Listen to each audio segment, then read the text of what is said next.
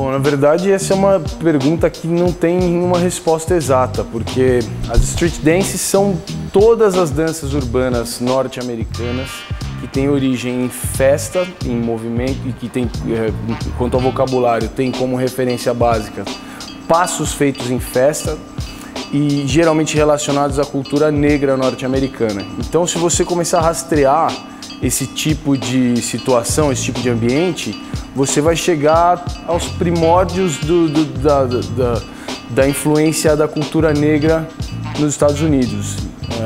Portanto, é possível a gente colocar como sapateado talvez uma das primeiras, mas ainda nas manifestações bem menos organizadas, né, nas ruas mesmo, ou em lugares mais fechados, sem sofrer ainda qualquer influência da cultura europeia no sapateado. Mas mesmo essa resposta do sapateado eu não consigo afirmar com certeza. A verdade é que as danças urbanas norte-americanas surgiram junto com a cultura negra e as festas da cultura negra dentro desse país.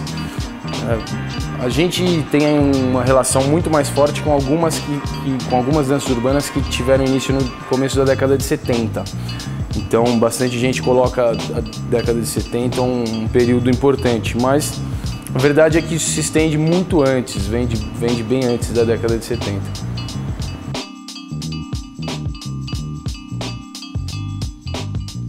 Bom, primeiro que por ser, como acho que posso dizer que como todas as outras danças, por ser uma manifestação que não é somente física, não é um monte de passos simplesmente, existe toda uma história cultural envolvida e que se apoia em várias ferramentas de expressão. Por ser um híbrido tão grande e que data de tão lá atrás, que tem tanta coisa junto, eu acho que as consciências que são despertadas são inúmeras. Primeiro que uma pessoa que se envolve superficialmente, como uma pessoa que assiste somente alguma manifestação de danças urbanas, já está entrando em contato com uma cultura anciã, uma cultura de povos de outros lugares, uma cultura de gente que talvez ele nunca venha a conhecer diretamente. Falando em relação à música, em relação ao movimento, falando em relação a idioma, vestuário, falando em relação a tudo que envolve uma cultura em geral. Portanto, eu acho o seguinte, quem dança, se você se der o tempo suficiente para se aprofundar um pouco mais, você vai descobrir toda uma nova gama de possibilidades de expressão, uma nova gama de informações que para nós, por exemplo, no Brasil, são informações que não fazem parte da nossa cultura. Nós, hoje em dia, somos um povo multicultural, mas especificamente os alicerces da cultura negra norte-americana e principalmente dentro disso ainda, aquilo que foi responsável pela estruturação das danças que saíram de lá, não são elementos que são tradicionais da nossa cultura. Portanto, a gente consegue, por meio de uma pequena apropriação dessa cultura, entrar em meios que a gente não conhecia. E as consciências partem, na minha opinião, a partir daí, a partir do momento que você é surpreendido por coisas que não fazem parte do seu dia a dia, por coisas que não são comuns para você. Então, na parte física, por exemplo, como qualquer outra dança, eu acho que o início, principalmente o início da prática de uma atividade como a dança, seja qual for a linguagem, seja qual for a bagagem motora que vai ser exercida, você passa a ter uma nova relação com o seu corpo, passa a ter uma nova relação com a expressão através do seu corpo e expressão em geral também. Tudo isso é afetado pela aproximação de uma linguagem de dança. Então acho que as danças urbanas norte-americanas não são nada diferentes em relação às outras. Eu acho que elas têm um poder enorme de movimentação, de mobilização do ser humano e de despertar consciências, como as outras têm também.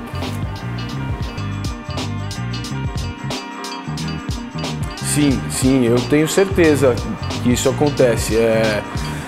Tanto diretamente, de forma planejada, organizada, com uma finalidade já pré-determinada, né? Você conseguir passar uma mensagem direta para pessoas específicas, a parte mais literal da sua expressão através do movimento. Isso está englobado, está contido na dança, mas também aquilo que não é planejado. Eu acho que esse é o mais interessante ainda, a parte que numa manifestação espontânea de movimento você atinge pessoas de formas diferentes, de formas que você não planejou e que não são generalizadas, né? As pessoas são acessadas de formas diferentes através daquilo que você expressa enquanto dança, né?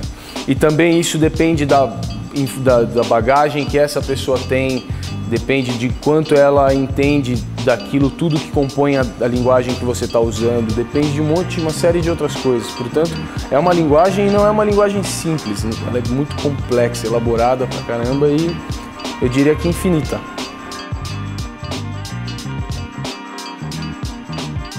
O improviso depende muito da experiência ou do despreendimento. Acho que são as duas principais coisas que estão em jogo no improviso, né? O primeiro é quanta coisa tem no seu corpo, quanto já foi experimentado, quanto você tem para brincar, mas que mesmo que você não tenha tudo isso, se você tem despreendimento, se você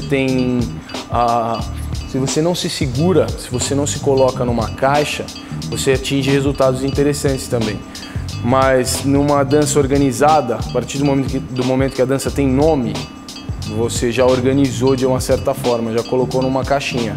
Então ela provavelmente vai ter algumas regras, né? Então nesse caso o desprendimento por si só não é o suficiente. No caso, por exemplo, de uma dança urbana norte-americana, seja ela qual for, ou sapateado, seja qual for a linguagem, desde que você coloque o nome nela, qual é a dança que vai ser improvisada, então você precisa de bagagem, precisa de experiência.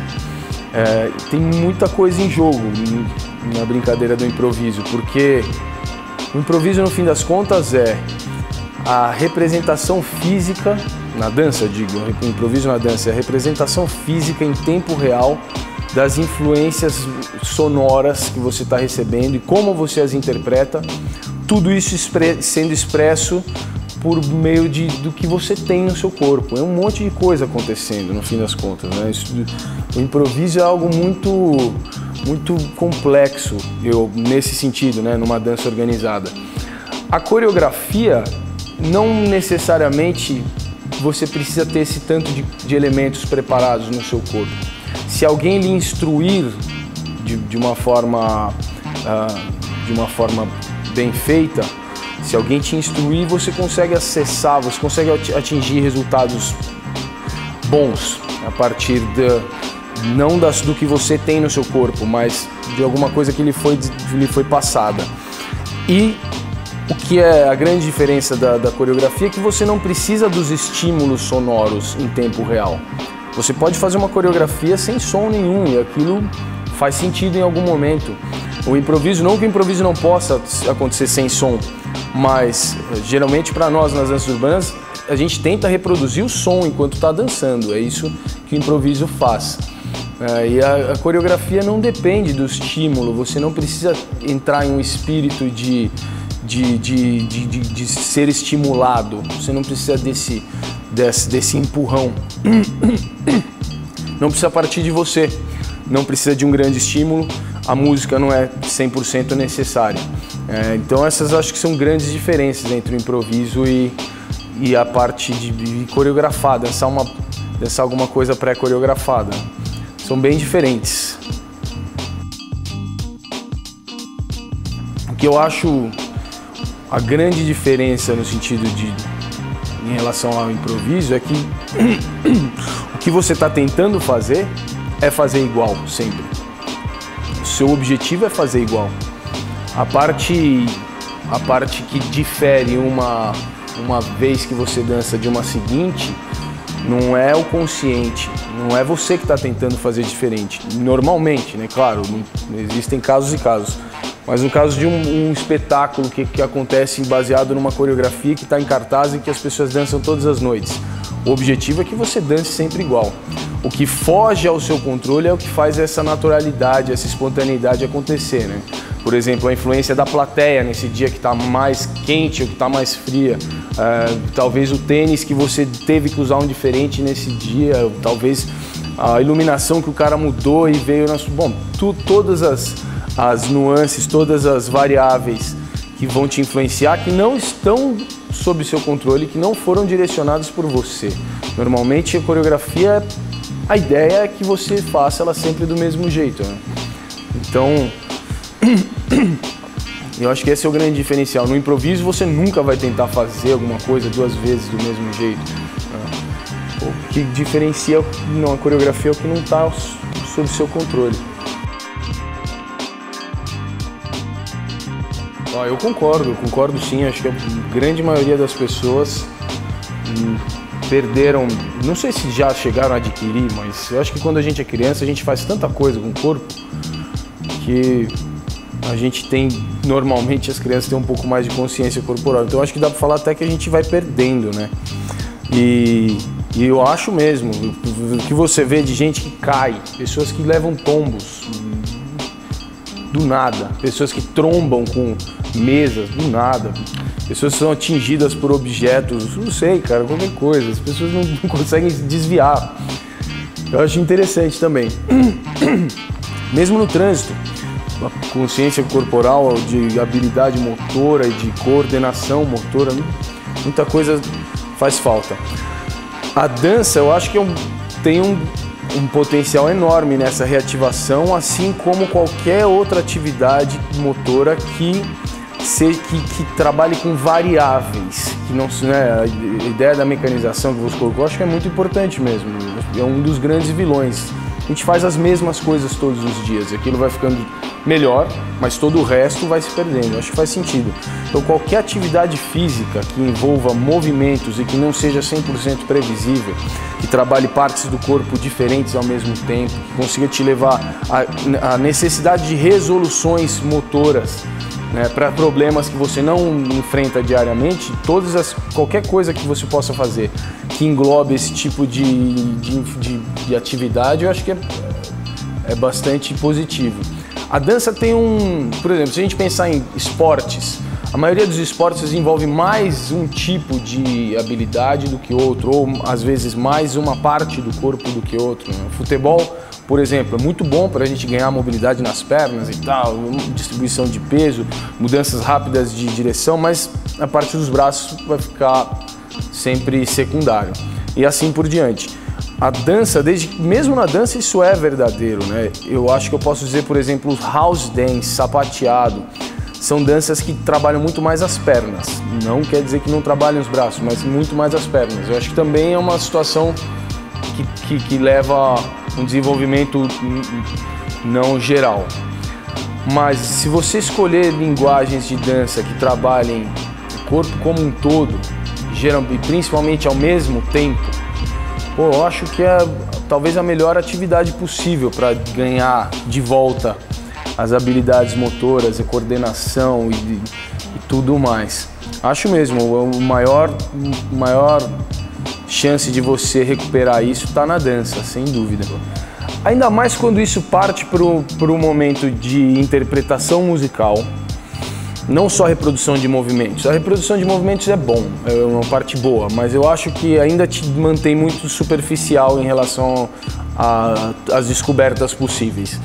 Quando isso parte para a interpretação musical num nível mais aprofundado, você começa a lidar com sensibilidade. Primeiro uma sensibilidade auditiva, mas depois isso passa para uma interpretação. Como é que você entende aqueles sons e como aquilo pode ser reproduzido no seu corpo.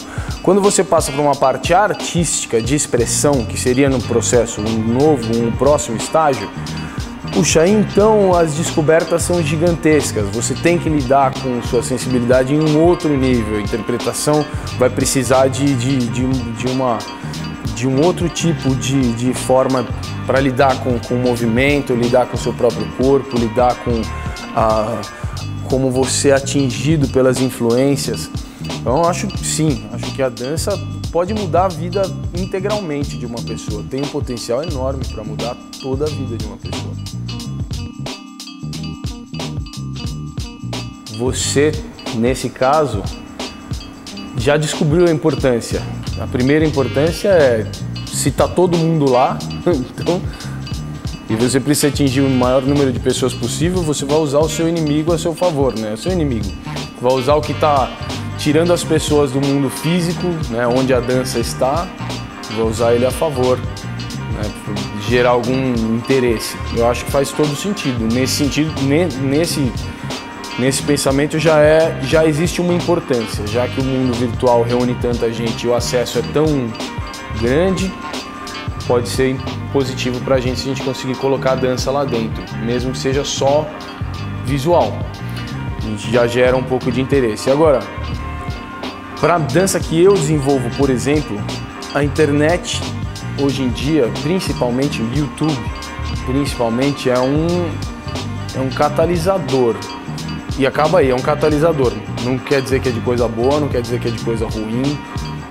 É um catalisador, é um vulcão expelindo informação para todos nós, mas para a dança, principalmente a dança que eu faço, pela qual eu posso responder, todas as mudanças de direção que a dança tem sofrido, todas não, mas a grande maioria das mudanças de direções que essa dança tem sofrido na última década estão relacionadas à influência dos vídeos na internet. Então, assim, pessoas que nunca tiveram como obter acesso direto às danças, de repente têm esse acesso direto, sem filtro algum, mas tem acesso.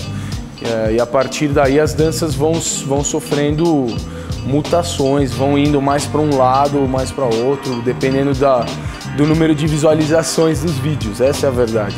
Então, hoje em dia, as regras, principalmente das danças populares norte-americanas, as regras estão muito mais etéreas, estão muito mais frágeis, porque ninguém quer saber das regras, ninguém quer saber. Porque tem um monte de coisa acontecendo o tempo todo e ao mesmo tempo. Está todo mundo tendo acesso a um monte de informações ao mesmo tempo e tudo isso atinge as pessoas de formas diferentes. Então a dança passou a ser uma coisa que não é palpável, as regras praticamente já não existem mais. Eu baseio os meus estudos de regras eu baseio os estudos das regras em um momento que aconteceu há 20 anos atrás, que é onde ainda existia alguma regra. Eu acho importante também porque a gente não consegue ter comunicação direta com tanta gente. Então, a discussão sobre a dança, por mais superficial que ela seja, não acontece mais só dentro de uma sala de aula, de uma festa ou de um palco. Passou a acontecer em um outro meio. O que eu vejo de mais problemático é o fato de que mais e mais pessoas estão se tornando estudiosas de dança, expert em danças e até mesmo, de alguma forma paradoxal, estão se tornando dançarinos somente pelo meio virtual. Tem muita gente que só estuda na internet, tem muita gente que só discute na internet, tem muita gente que só pesquisa na internet, não vivencia isso onde deveria acontecer a princípio, né? Na sala de aula, ou no meu caso nas festas, ou nas batalhas, ou no palco, seja onde for.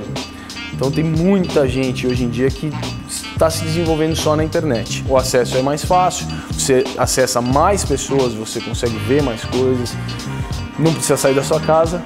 Então é bem mais simples, mas existe vamos colocar assim, que 3/4 de todo o processo você não consegue obter pela internet. 3/4 do processo você não consegue. Então vai faltar um monte de coisa. Você só vai dar falta disso lá pra frente, quando você estiver num momento em que todas essas habilidades, conhecimentos, vivências forem requisitados. E aí... Então é importante, é muito legal, mas desde que a gente saiba usar, desde que a gente entenda as limitações, o meio virtual pode agir a nosso favor. Primeira coisa, vamos estabelecer o que é mídia. A mídia que a gente recebe passivamente, né? Por exemplo, televisão, é uma das mídias mais em que a gente tem uma atuação extremamente passiva, né? Existe o YouTube que a gente acabou de falar.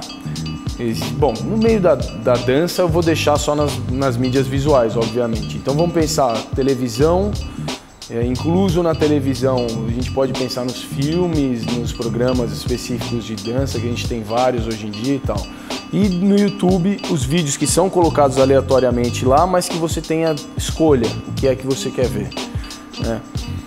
A mídia que a gente acessa passivamente, eu vejo como o mesmo tanto que você leva um potencial gigantesco para a exposição, para você conseguir acessar a maior parte das pessoas, ao mesmo tempo que isso é enorme, exatamente na mesma dimensão eu colocaria o perigo que essa mídia tem para as danças de uma forma negativa. Tudo que vai para a televisão está sujeito a um filtro, que não é um filtro que vai respeitar o que a gente acha importante para a dança. Vai aparecer na televisão aquilo que é mais virtuoso, aquilo que geralmente gera mais ibope, que se for necessário que isso tenha que ser apelativo, é isso que vai aparecer. A parte da dança que para quem pratica as danças, seja lá qual for, com uma vivência maior, que são aquelas que são inerentes à base, aos fundamentos da dança, geralmente isso não é importante para a televisão. O que é importante para a televisão é aquilo que são os elementos acrobáticos, são os elementos virtuosos, que não são elementos de base da dança, não são fundamentos normalmente. E é isso que vai para a televisão, isso que aparece, tudo que é mais virtuoso, tudo que chama mais atenção, tudo que é mais sensacionalista, se dá para pensar nisso. Então é um perigo. Agora, se a gente souber, como eu já disse, eu acho que tem um potencial gigantesco. Você conseguiria, por exemplo, pegar o balé clássico e fazer com que ele virasse a dança número 1 do Brasil, se isso fosse por meio das mídias e tal. O que eu acho importante é as pessoas que se colocam na mídia, as pessoas envolvidas com dança que se colocam na mídia, se conseguirem achar o meio termo entre dar para a mídia o que eles querem, mas ao mesmo tempo fincar a sua bandeira, se segurar e falar assim, não, tudo bem, isso aqui dá, mas isso aqui é importante. Se isso aqui não for, não rola. Eu já vi casos desse tipo, acompanhei já casos desse tipo e que me impressionaram muito, mas isso só vai acontecer a partir do momento que as pessoas não se maravilharem com a possibilidade de usarem essa mídia. A partir do momento que elas não se sentirem como se recebendo um favor da mídia que os está colocando em rede nacional, no canal da novela sei lá quanto. A partir do momento que você entender que você é importante para eles, assim como eles são importantes para você ou para nós todos, a gente passa a entender isso como uma troca e consegue requerir coisas que são importantes para nós também. A mídia do YouTube eu acho muito importante, mas ali tem um outro problema. Ali você acessa o que você quiser, mas você também coloca o que você quiser. Tem uma gama de coisas, sei lá, tem tudo, qualquer coisa, desde o melhor até o pior no YouTube. Portanto, é bom também, né? É legal, porque a gente pode colocar o trabalho lá gratuitamente, a gente pode ter esse caminho, mas na hora do acesso, que é ativo, né? Não é mais passivo, o acesso ativo à informação não é nada se você não tiver o mínimo de informação, se você não tiver o mínimo de direcionamento sobre o que você vai procurar. Se eu chegar lá e colocar assim, dança hip hop no YouTube, eu vou receber tudo, qualquer coisa, todas as informações, desde a melhor até a pior, desde a mais verossímil até a maior piada que possa existir.